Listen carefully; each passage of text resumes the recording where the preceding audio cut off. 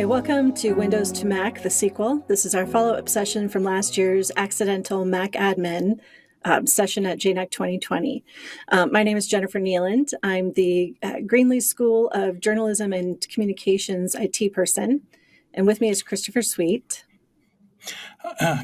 Christopher Sweet from Parks Library. I do IT here at Iowa State University. Okay. So this year's topic, basically, we wanted to expand upon a few items that we were unable to cover last year due to time constraints.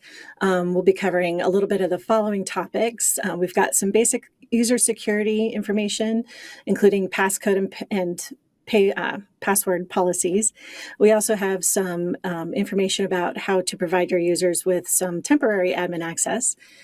We'll talk a little bit about user customization or user experience customization, including setting some custom application settings, and also talk a little bit about how to nuke notifications. And we have some bonus scenes that directly come from feedback from last year's session.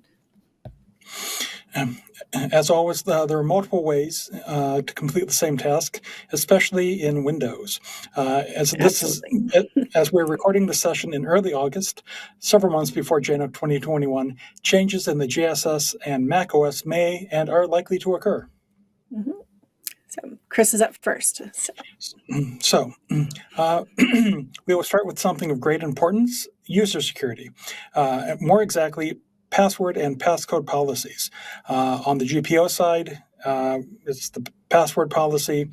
In JSS, it's passcode payload and security and privacy payload, passcode payload, and then security and privacy payload.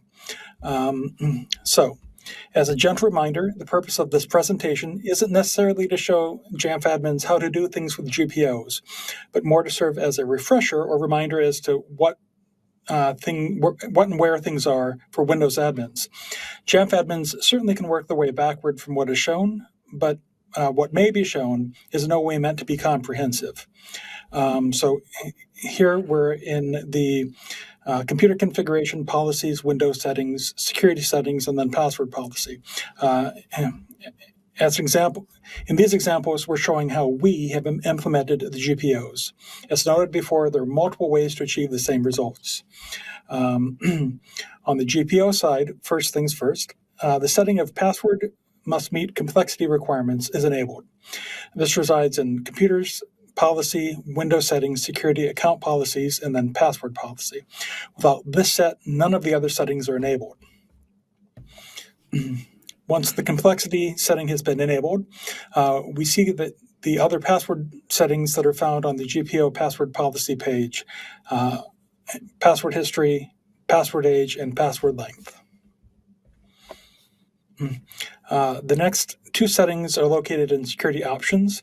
In this case, we are combining settings that can be found on the same configuration profile setting page. Of note, in this case, this is how long the computer can sit idle before it locks. The setting for when the computer auto-locks due to inactivity resides in computer, policies, Windows settings, security, local policies, and then security options. In this case, we've opted for 5 minutes. And here's the setting that controls the lockout threshold or failed attempts. And this setting resides in computer policies, Windows settings, security, local policies, and security options. On the Mac side, we're going to go ahead and do the same things with the config profile. We realize that most password and passcode policies are set at the AD level. This would be for if you wanted to have a little bit more control in your area, or if you, like us, don't always bind your individual faculty Macs or staff Macs to AD, but you still want to have that control over password. If they change their password, you want them to have good passwords, obviously. We're going to go ahead and go to config profiles, and we're going to use the password and security and privacy payloads. We're going to go ahead and go down to the general tab in security and privacy, and we'll set it to require the passcode to unlock the screen. You can set a duration here. So this means that as soon as the computer goes to sleep or the screensaver is enacted, this setting will automatically immediately lock that machine. So if somebody walks away and they have a hot corner set up to start their screensaver, the next time somebody comes back and tries to use that machine, they're going to have to enter the password. So we want to make sure that private student data isn't left unprotected. Okay. In the passcode payload, we can set to require passcode, obviously. We can also require a complex passcode, including, numerical value. You have to have different cases. You have to have a couple of different complex characters. You also can set a minimum passcode length and the maximum number or minimum number of complex characters. If you scroll down, you'll see the maximum grace period for the computer lock. This would be very similar to that machine activity lockout in Windows. Here we're setting it for 5 minutes. Generally, what you want to do is probably have it set for later if you are using this for faculty or staff machines or user machines that have sensitive data. You may want to make sure that there's no grace period as soon as they put it to sleep or walk away, that it immediately goes off. You can also see that we have the maximum number of failed attempts can be set also in this payload. Here I have it set to 3, just because I'm a little annoying and I don't like to have to reset things if somebody gets one botched password attempt, because we've all had fumble fingers at one point or another. So I want to make sure that works. Next, we're going to talk about Make Me Admin. That's Chris. So we're covering the Make Me Admin program and script. Not shown in the slides, but contained within the handout is where to get the MSI for Windows, and also where to get the script on the Mac side. On the Windows side, I'm not going to walk you through all of the settings, but we'll give you a quick glimpse of what the GPO settings are. With the Mac side, we will go a bit more in depth with regards to deployment. First, I'm going to assume that you've acquired the MSI from the GitHub repo. So now we need to deploy the Make Me Admin software via GPO in computer configuration, policies, software settings, software installation, or via Macam, or whatever method works best for you. And then after the software was installed, you then need to configure it using a GPO. As a reminder, you need to have grabbed and installed the ADMX files onto your computer. Once that's done, you'll find the settings in computer configuration, policies, admin templates, Make Me Admin.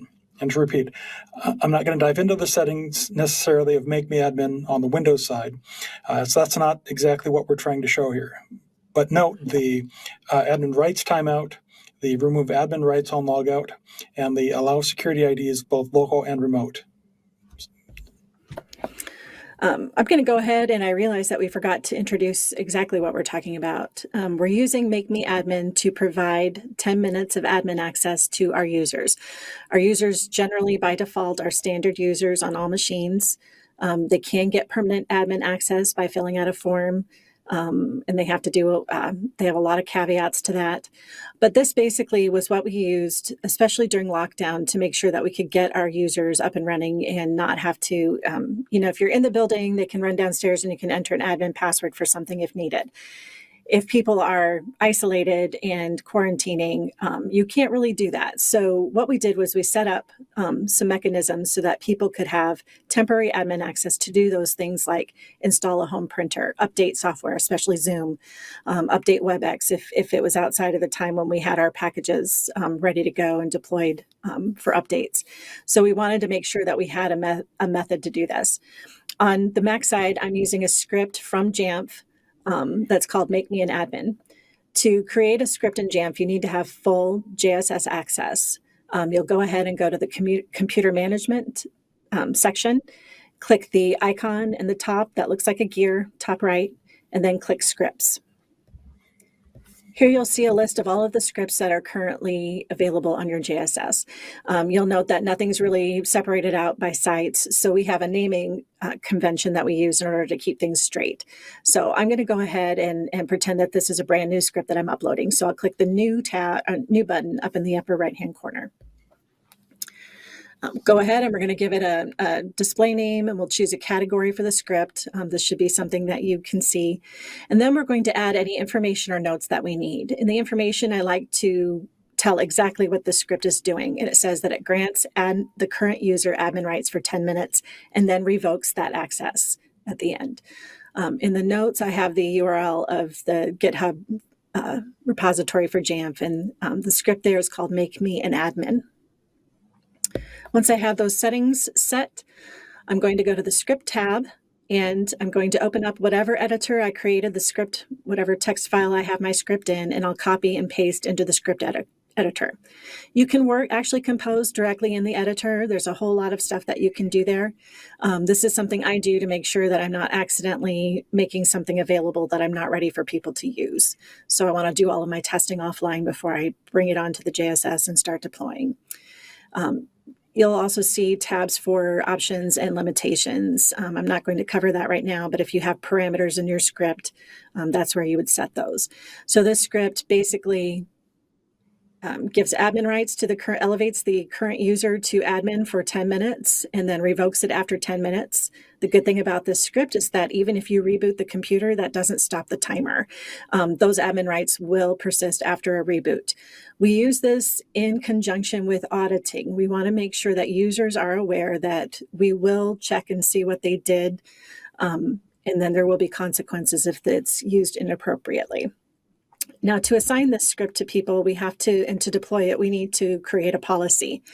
This will be a self-service policy that's available to specific users, or in the case of quarantine when we all went home, I made it available to all of my users.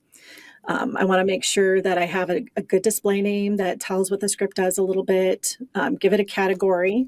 And then as you scroll down, you'll see other options. I want this to be available with an execution frequency of once per computer.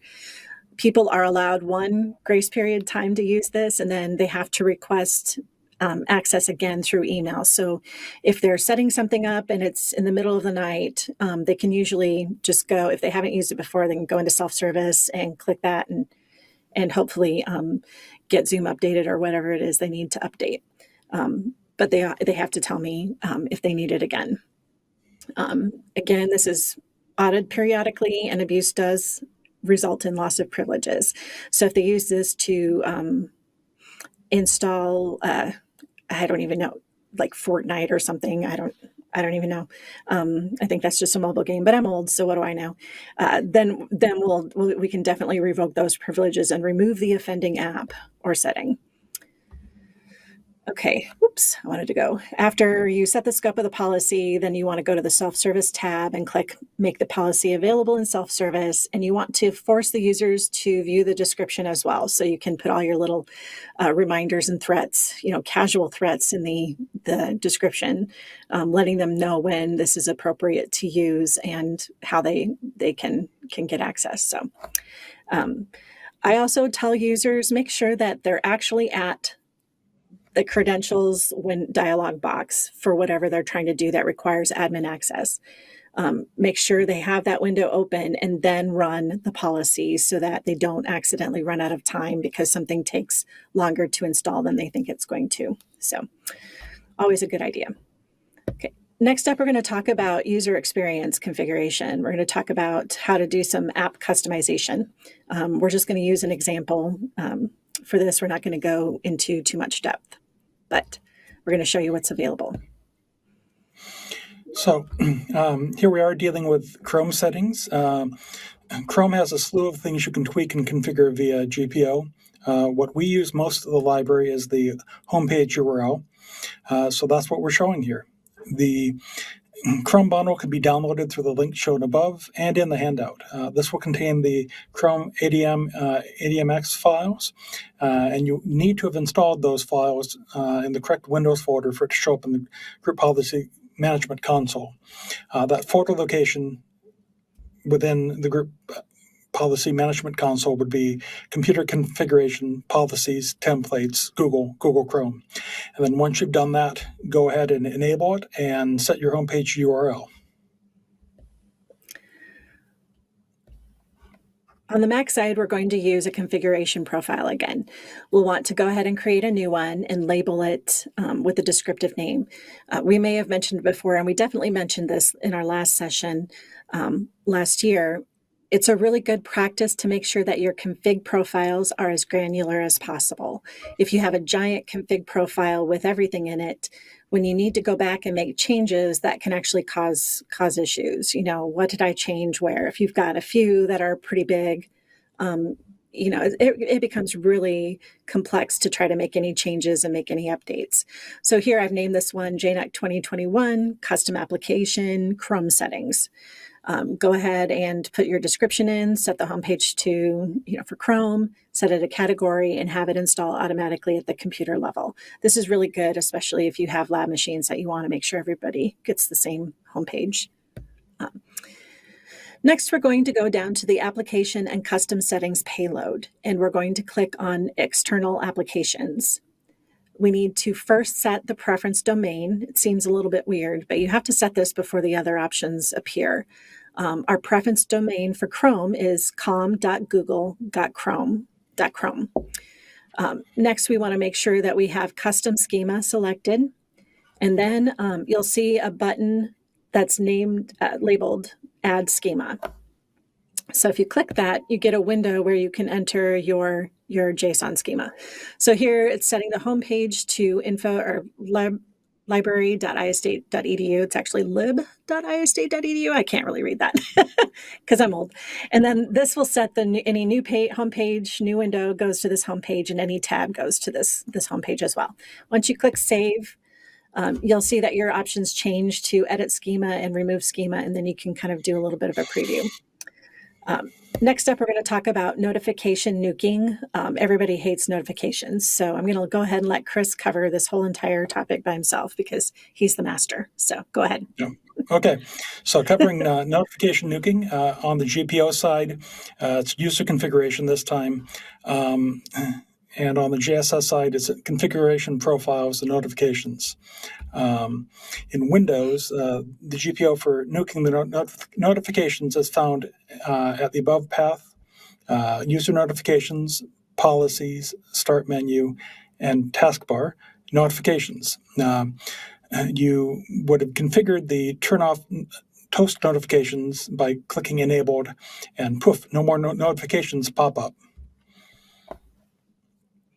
The GSS portion, you can nuke or disable notifications and configuration profiles.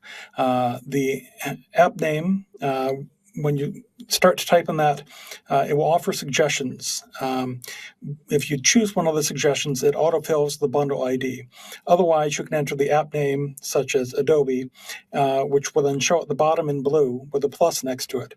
But be warned that if you go that route, you need to know what the bundle ID is and enter that in the corresponding field. The settings that follow are disable or enable hide display, which seems to be pretty straightforward. Of note, it has been observed that once you manage the settings with the notifications, the end user is forced to live with that decision. So good idea for labs, maybe not specifically for staff and faculty unless there are specific ones that you'd like to take care of. Also of note, those bundle identifiers, there's a Google sheet going around. We'll put a link in the handouts for you, but pretty much by this time, most people pretty much probably know where to find that Google sheet, but it's a good resource for everyone. Okay. Now to the deleted scenes. These are the bonus features that would be on the DVD if people still use DVDs. Last year, we forgot a couple of things and we ran out of time to cover all of our content. So we scoured our feedback and our chat logs from our session and pulled out a couple of bonus items that people wanted to see and had questions about. These are pretty straightforward, not hugely difficult, but people just had some questions, especially on the Windows side. Okay, how to upload a package to the JSS. There are a couple of ways to do this. You can do it through the JSS in the web section, or through a web browser, or you can use the JAMF admin tools. We prefer the JAMF admin tools here on campus because we still have a hybrid environment. So basically what you do is open JAMF admin, and enter your credentials, your admin credentials for the full JSS. You'll find your package on your desktop and just drag it over the window, and it will show up on your list. It's a good idea to filter the list by your package name so that you can see it right away. It will show up on blue, and you want to select that and double click it in order to get to the information and options area. First, you'll see a summary. Go ahead and click on the General tab, and that's where you can set a display name. Some times you have to have a really, really long file name in order to keep things separate. This gives it a more friendly display name. You'll also want to set a category for your item. They come in, the default is unknown category, and you want to make sure that you set it to your area or wherever, if you have printers, scripts, things like that, you want to make sure it's all set. We also make sure that we have some information about the package. For example, this is the activation file for NVivo, our NVivo license, which runs from July to July. So we have it. This is actually an incorrect information thing. Is for NVivo 20 license, and I'm directing users to make sure they contact their local IT person for an actual license because they need to purchase it. We also add the notes on when it was uploaded and by whom so that we can go back and see what's going on. Under the options, we can set a priority for this package, and we can also restrict it by OS. So if you have something that doesn't run on Apple Silicon yet, this is a good place to make sure that, maybe you just say Big Sur can't run it. You also can see that there's architecture type as well too. So that's where you would set these items. Once you're done, you want to close the dialog and save. If you just close the admin window, everything's lost without actually saving it. So make sure you save. You can never save too much. Next, you can opt to index the item to allow for uninstallation. You may not think that you want to uninstall something now or allow people to uninstall, but I always index things just to make sure I have that option available later if I need it. Next, because we are in a hybrid situation so far, we still have an on-prem distribution point and we have a cloud distribution point. After we make changes to the JSS and in Jamf admin, we want to make sure that we replicate those changes up to the cloud instance so that our users can still access those things. So we'll scroll down to where it says cloud distribution point on the left, and it says Jamf Cloud, and we're going to click the replicate button. Just as a warning, this can take a long time, and sometimes you'll see things that were changed by other people being replicated as well, and you just have to wait. I think at one point we were having to wait close to 20 minutes to an hour because we were having some issues with our replication, but that thankfully has all been taken care of. So that covers uploading packages through Jamf admin tools. If you have any questions at all, you can feel free to email us. Our email addresses will be in the handouts. We're happy to answer any questions, and we'll have a Q&A at the end of the session as well. Next, we're going to talk again about adding scripts to the JSS. This is its own thing because it was specifically asked, and I want to make sure that we cover it correctly. We're running a little bit out of time, so I'm just going to advance kind of carefully through this. Again, go to the full JSS, go to the computer management, and click the little gear icon, and you'll see a list of options that you have access to. Click scripts, and you get a list of all of the scripts. You can go ahead and go into a script. It's basically everything that's in your site. You can go to a script, you can clone a script, you can see what other people have done. You want to make sure if you click create a new script, again, give it a descriptive name, give it a category, copy and paste into the script editor, set your options and limitations. So that's basically how we do this. So again, these were things people specifically asked about last time. Sometimes people are coming from the Windows background and diving straight into Jamf. This isn't really clear. So we wanted to make sure we covered those two options. Okay, that's pretty much it for now. We're just about out of time. We really hope that you've enjoyed our session. And again, we're disappointed we can't be somewhere in person with all of you to do all of the fun things that we normally get to do during a JNUC. So hopefully next year we're going to cross our fingers for that. So thanks again. And Chris, do you have any parting words for us? Not to speak of. Okay. Thanks for your time and thanks for watching. Right. And the only thing I have to say is as Douglas Adams says, don't panic. We're going to get through this again. Who knew that this would be our second year under dealing with the pandemic? But everybody's done a bang up job, and we're happy to be here again. So there you go. Thank you for listening. Thank you.